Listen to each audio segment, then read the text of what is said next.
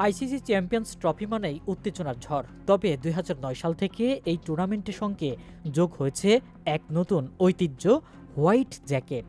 বিজয়ী দলের প্রতিটি সদস্যের জন্য এটি শুধুই একটি পোশাক নয়, বরং ক্রিকেটীয় শ্রেষ্ঠত্বের এক প্রতীক। আইসিসি ২০০৯ সালের চ্যাম্পিয়ন্স ট্রফি থেকে এই বিশেষ জ্যাকেট চালু করে। এটি ডিজাইন করেছিলেন মুম্বাইয়ের খ্যাতনামা ফ্যাশন ডিজাইনার ববিতা এম, যিনি বিলাসবহুল ইতালিয়ান উলের সংমিশ্রণে জ্যাকেটটি তৈরি করেন। জ্যাকেটটি সাদা রঙের উপর সোনালি ব্রেডিং এবং চ্যাম্পিয়ন্স ট্রফির লোগো উজ্জ্বলভাবে এমব্রয়ডারি করা থাকে, যা এটিকে অনন্য করে তোলে।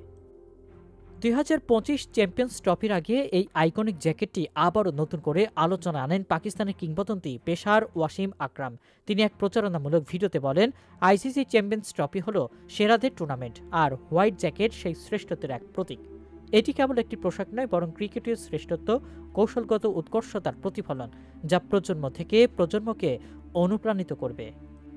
বিশ্ব ক্রিকেটে ট্রফি জয়ের আনন্দে অনেকে দলই পেয়েছে, কিন্তু হোয়াইট জ্যাকেট গায়ে জড়ানোর গর্বিত মুহূর্তটি কেবল চ্যাম্পিয়ন্সদের জন্যই বরাদ্দ।